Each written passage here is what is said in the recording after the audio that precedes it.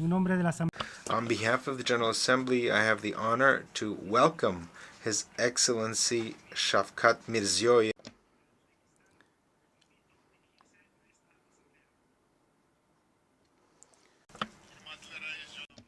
Distinguished Mr. President, distinguished Secretary General, heads of delegations, ladies and gentlemen. Today's session of the United Nations General Assembly is taking place in the context of fundamental changes in the system of international relations.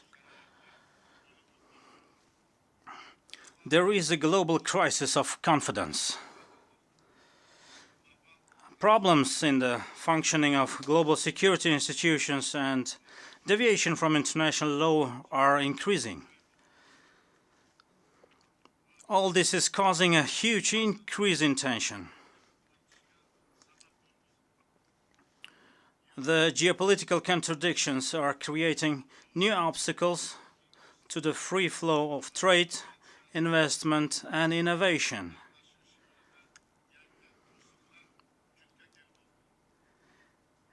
Even on the issues that concern the fate of humanity as a whole, such as climate change, hunger, and inequality, one can feel that mutual communication has been lost.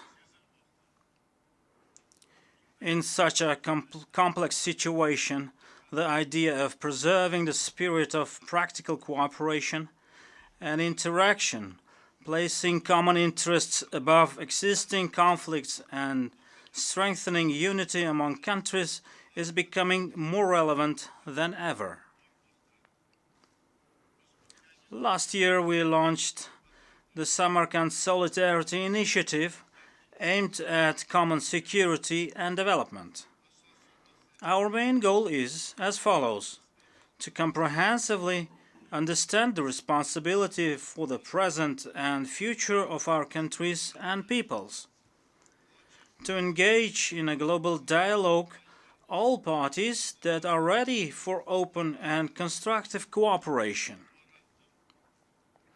I am confident that holding a summit of the future next year at the initiative of the UN Secretary General will serve to address the current challenges of international and regional development, increase the influence and effectiveness of our organization. Dear participants of the Assembly, we remain committed to continuing our policy of creating new Uzbekistan, which is a law-governed, secular, democratic, and social state. Our country is boldly pursuing the path of fundamental reforms at strengthening the principles of democracy and justice based on the noble idea of in the name of human values and interests. In April this year, for the first time in the history of Uzbekistan, a nationwide referendum was held on the renewed constitution, which defines the priorities of national development. More than 90% of the voters in the referendum supported this truly popular constitution. This has ensured that our reforms have become indeed irreversible. In our basic law, we have reaffirmed our commitment to the principles of equality of all citizens, human rights, freedom of speech and conscience, regardless of nationality, language, or religion.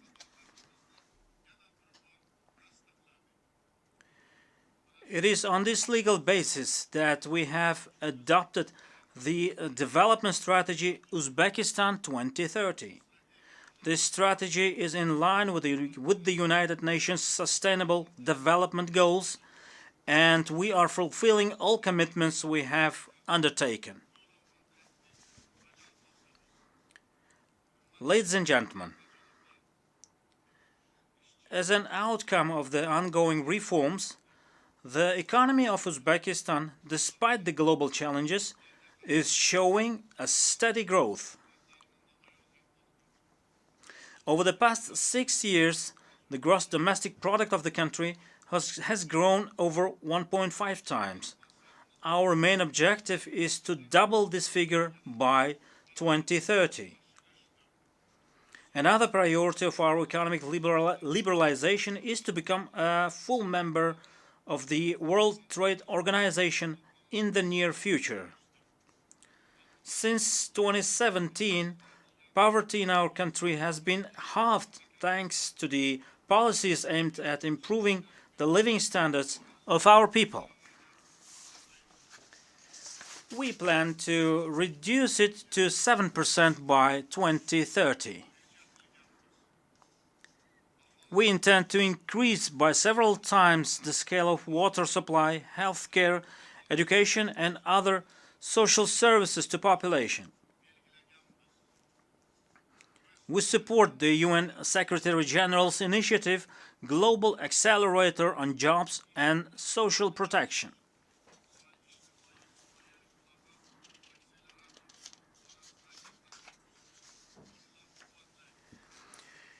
In order to share best practices within the framework of this initiative, we propose to hold in 2024 in our country the World Conference titled Social Protection, the Path Towards Development under the auspices of the United Nations. Dear participants of the summit, in recent years, Uzbekistan achieved remarkable results in the protection of human rights. Forced labor and child labor have been completely abolished in our country. For a century, millions of people were forced to pick cotton in Uzbekistan. The vast majority of the population, teachers and doctors, entrepreneurs, workers and employees, and unfortunately school children and university students were mobilized to pick cotton every year from September to December. As a result, boycotts of Uzbek cotton were announced and the country was blacklisted for several years. Thanks to our strong will and determination, now it is all history. Our people have been completely liberated from cotton slavery. The ban on forced labor is guaranteed in our renewed constitution, and the criminal liability for the involvement in forced labor has been introduced. I believe that it is necessary to intensify the global fight against forced and child labor. Our experience shows that it is possible to put an end to this. Ladies and gentlemen, one of Uzbekistan's strategic tasks is the development of human capital and training of a creative young generation. We believe that high-quality education, accessible to all, is the most effective factor in eradicating poverty, improving public welfare, and achieving sustainable economic growth. In this respect, our country has gained considerable experience in recent years. The education system is undergoing radical transformations. In the last 6 years, the coverage of preschool education has increased from 21% to 70%, and that of higher education from 9% to 38%. By 2030, we will create conditions for every child to have access to preschool education and for half of secondary school graduates to obtain higher education. Dear heads of delegations, in recent years, Central Asia has embarked on a path of good neighborliness, stability, joint partnership, and progress. Thanks to our joint efforts, Uzbekistan has managed to address problems of state borders, transport corridors, and water use with all its neighbors. Mutual trade between the countries of the region has grown by more than 2.5 times, and the number of joint ventures has increased 5-fold. Our region has become a promising center for economic development, transport and communications bridge connecting east and west, north and south. This has led to a growing interest in our country. Central Asia's openness to the world is becoming the main condition for ensuring the region's security and stable development. It is safe to say that our people unite around a growing sense of regional identity, and this sense is growing ever stronger. It's not only our history that is common, but also our future and our vital interests that are shared. Expanding our regional cooperation is and will be our only choice. I'm convinced that with the support of the international community, Central Asia will continue on the path of unity. In this regard, transforming Central Asia into a peaceful and prosperous region will henceforth remain a priority goal of Uzbekistan's foreign policy. Distinguished participants of the summit, in Central Asia, where almost half of the population belongs to the younger generation, the issues of youth and creating opportunities for fulfilling their potential have an utmost importance. In order to strengthen cooperation in this sphere, the countries of our region have recently signed an agreement on the common dimensions of the youth policy. We are currently interested in establishing effective cooperation with the United Nations and its specialized structures, studying best practices and achievements of other regions. In this regard, I propose to establish a working group at the United Nations to support the youth development in Central Asia.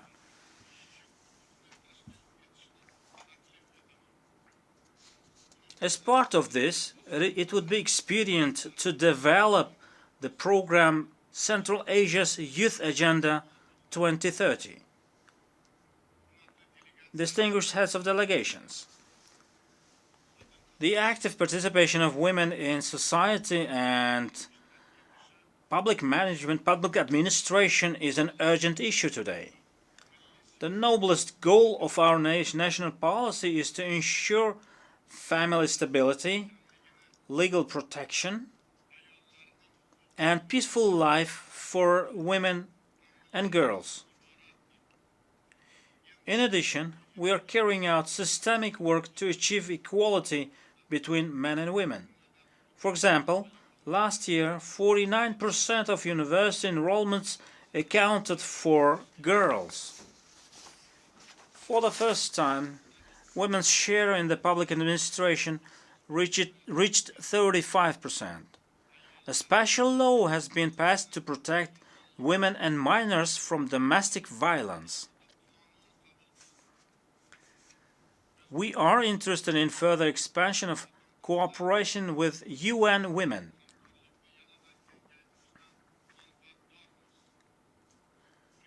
As a joint initiative, we propose to hold the Asian Women Forum in Uzbekistan next year to discuss the issues of fulfilling the creative potential of women and exchange experiences and best practices.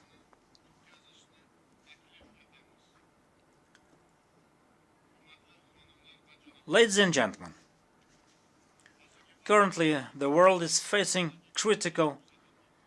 a critical environmental situation.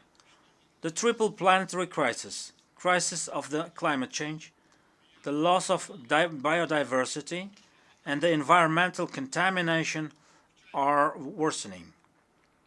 In such challenging conditions, while Central Asian countries grapple with the Aral Sea tragedy, the region is becoming one of the most vulnerable parts of the world in the face of climate change.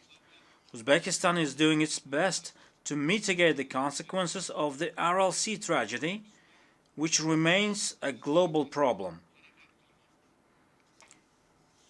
In recent years, 1.7 million hectares of green areas with drought-tolerant plants had been created on the dried-up bed of the Aral Sea. The support of the international community is essential for us to continue these vital efforts. Over the next 30 years, the air temperature in our region has increased by 1.5 degrees. This is more than twice the global average warming. As a result, nearly 1/3 of the total area of glaciers in the region has melted. If this tendency continues, the flow of the two major rivers in our region, Amu Darya and Sid Darya, may decrease by 15% in the next 20 years. It is expected that per capita water supply will decrease by 25% and agricultural yields by 40%. Unless we take timely and effective measures, the consequences of these problems will seriously undermine our region's socio-economic stability. Given this context, we support the establishment of the position of the Special Representative of the UN Secretary General for Water Resources. We are in favor of attracting and introducing the state-of-the-art technologies in the process of establishing a water-saving technologies platform in Central Asia using the United Nations water mechanism. We are building up a systemic cooperation as part of the Green Development Program adopted by the countries of the region. Such a partnership completely meets our interest and is aimed at preventing threats related to climate change. In this context, I believe that the introduction of the Central Asian Climate Dialogue would be expedient. We put forward an initiative to adopt a UN General Assembly resolution, Central Asia facing global climate threats, solidarity for common prosperity.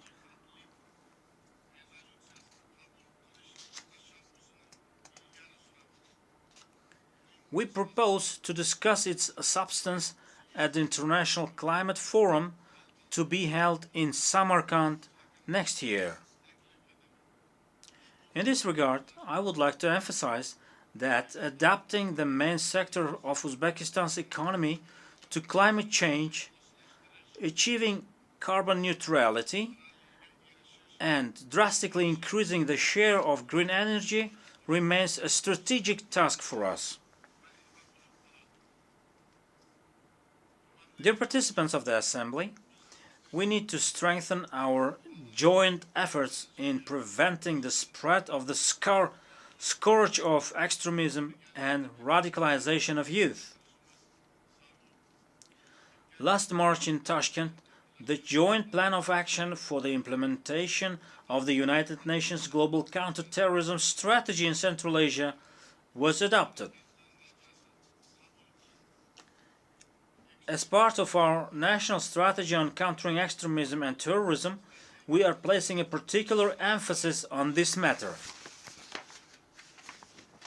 This includes helping people affected by extremist ideas to return to a normal life and their reintegration into society.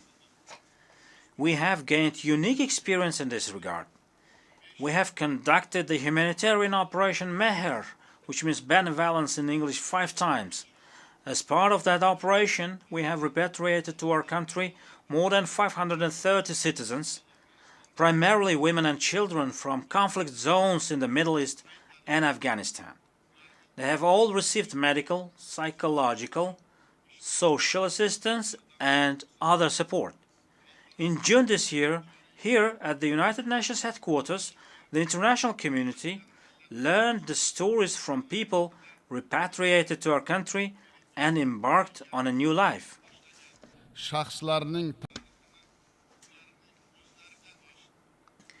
In order to continue ongoing actions in this direction and promote a permanent exchange of experience, we have taken specific measures to establish the Regional Expert Council on Systemic Work with Persons Repatriated from Combat Zones under the auspices of the United Nations Counter-Terrorism Office.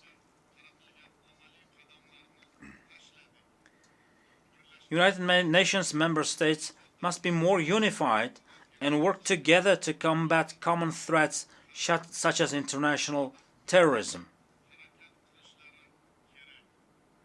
I would like to emphasize another important matter.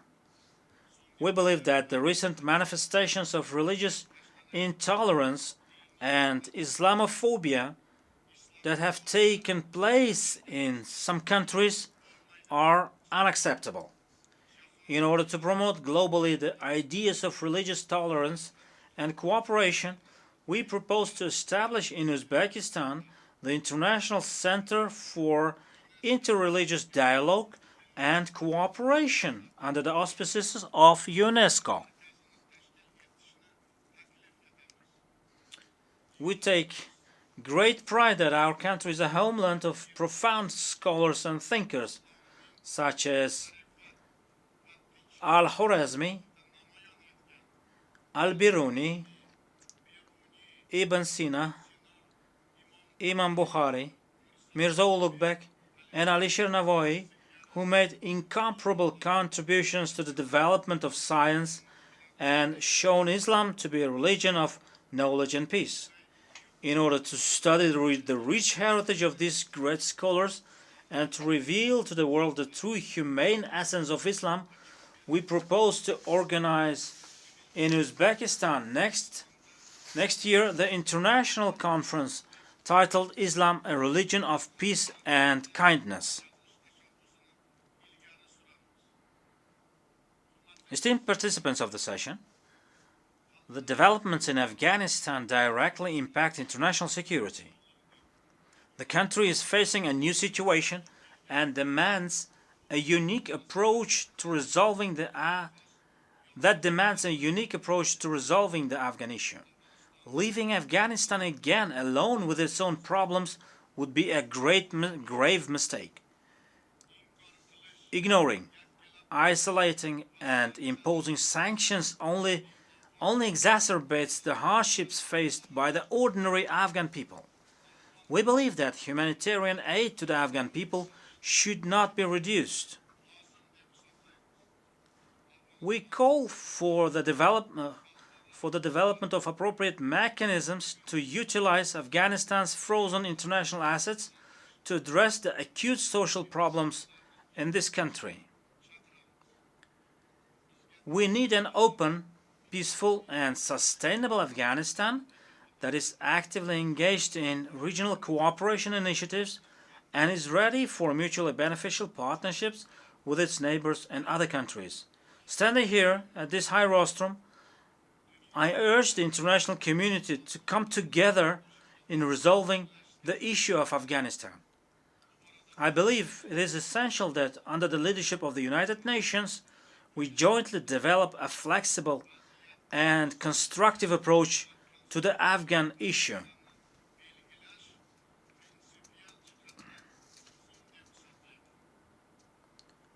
Dear President, dear participants of the Assembly, in this turning point of history, we must all consider what planet we will leave to the future generations. Only through shared aspirations and collective action can we achieve lasting peace and prosperity.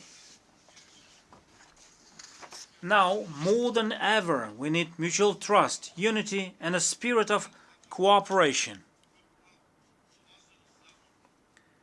Concluding my statement, I would like to reiterate that Uzbekistan, in this path, always remains committed to strengthening deep and long-term cooperation with United Nations structures and with all countries. Thank you for your attention. A nombre de la Asamblea, On behalf of the Assembly, I thank the President of the Republic of Uzbekistan for the statement he's just made. I would ask the protocol to escort His Excellency.